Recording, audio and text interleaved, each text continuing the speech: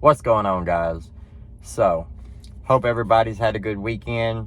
Sorry I didn't upload anything during the weekend. It's been a busy time.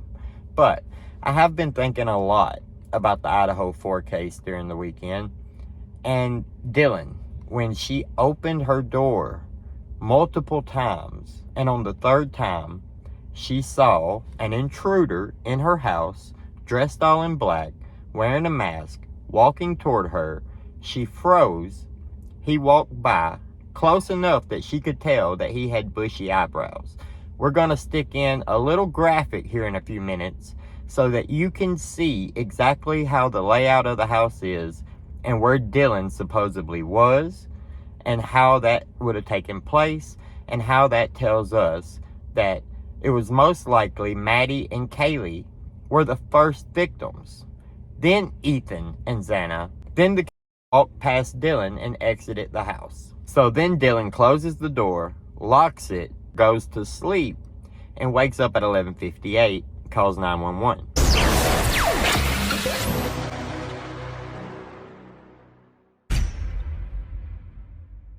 Of course, when you hear that she saw an intruder in her house and froze with fear after hearing crying, and apparently it should have been a lot of loud noise. We're going to get to that.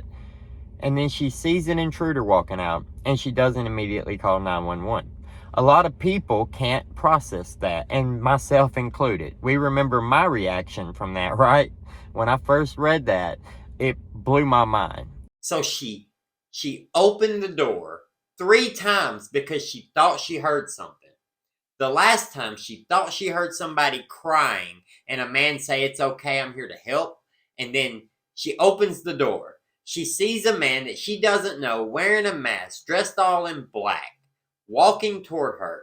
She froze. Then he walks out the house, even though she's standing right there and he just murdered 4 other people. He walks out the house. She goes in her bedroom, locks the door, and what? Goes to sleep?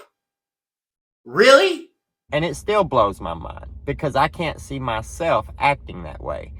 But I'm not a 20-year-old college student and I'm not a female. So I have a hard time processing that, and I've had a hard time processing that. I can't see that happening for myself, but we have to always stop and remember that we're not talking about ourselves or somebody who thinks exactly like us. We're talking about a 20-year-old sorority girl who lives in a house right off a college campus. She's used to people being up late at night, making a lot of noise, having friends over, girls crying, getting drunk, talking to boyfriends, having other friends come over and hang out and party and stay till really late.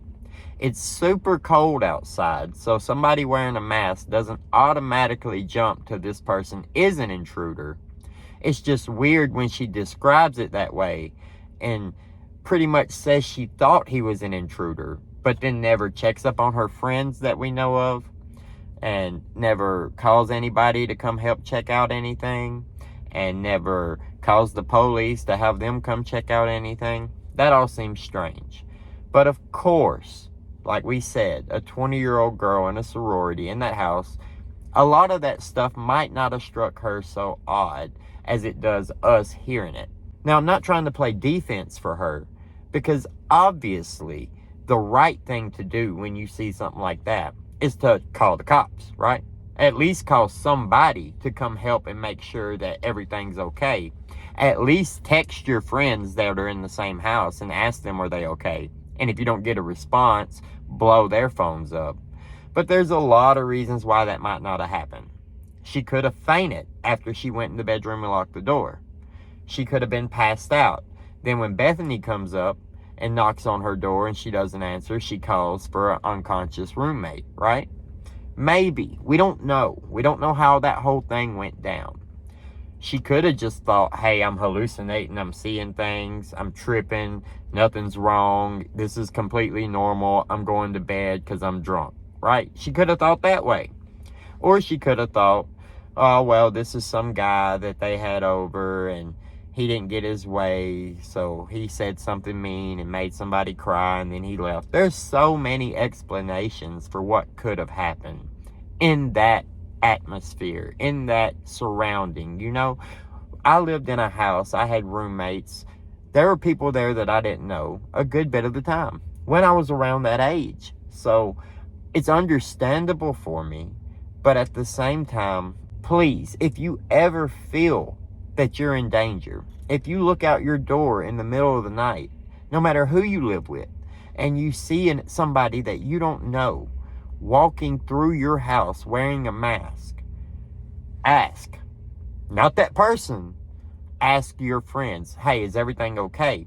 Hey, who is this person leaving? Then if you don't get a response, you need to push until you get a response.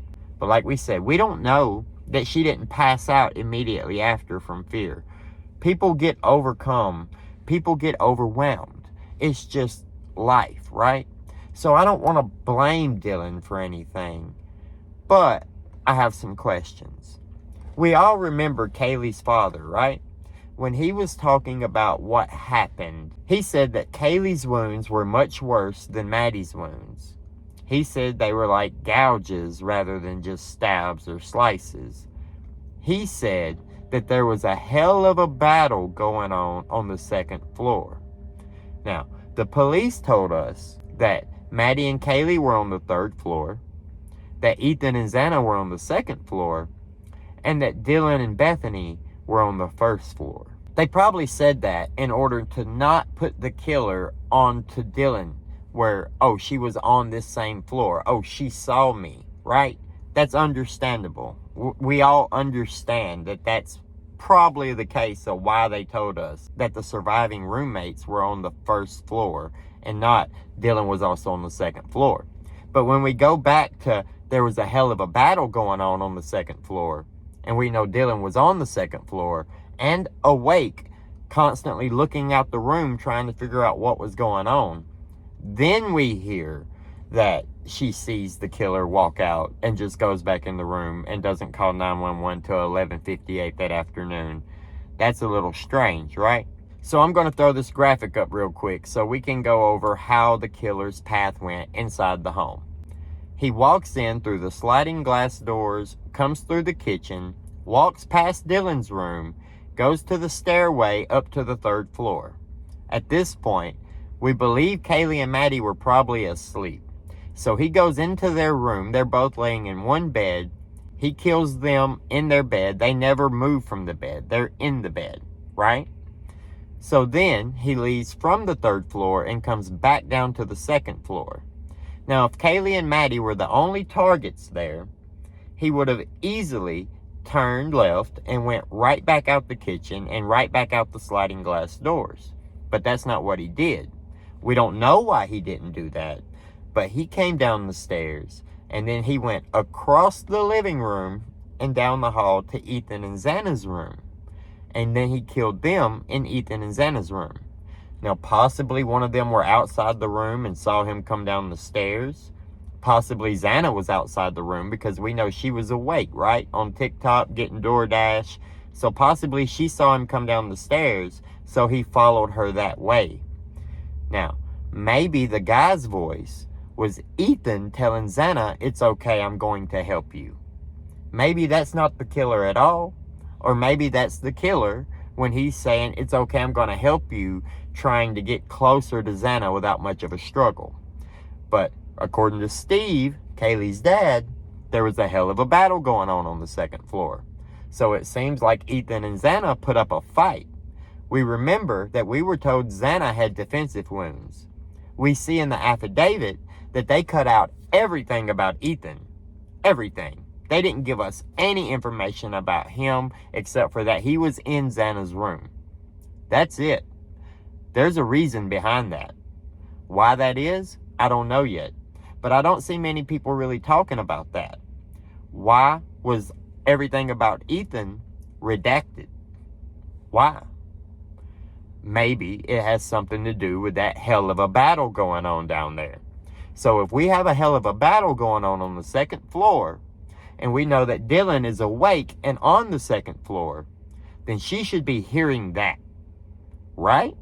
And if she hears that, and she opens the door again in time to see the killer walking past her, going out the sliding glass doors, we have to assume that the killer didn't see her, right? Because if he did come there just for Kaylee and Maddie, as he went upstairs first and killed them first, then on his way down, he was seen by Xana or Ethan, so he went all the way across the house to kill them. It seems logical that if he would have saw Dylan looking at him, then he would have took that side step to kill her also. Now, I don't want people to blame Dylan for surviving. Thank God he didn't also kill her. But it does bring up the question of why he didn't. Possibly he didn't see her, right? And that's why police wanted to say she was on the first floor, so that even if he thought maybe he did see something, he would be rested assured that no, nobody else was on the second floor. Nobody saw me. That's a way to protect Dylan. But then, why did Brian drive back at 9 o'clock? Was he coming back so that he could try to go in and get the sheet that he left behind? Or was he coming back to try to see how everything was playing out? If the person that he did see as he was walking out had called the cops, or if they hadn't, if he was seeing things or not. Then he probably thought nobody saw him. So, you tell me, guys. Let me know what you think about it down in the comments below. Like the video. Subscribe to the channel to see more. Have a great day, and we'll see you later.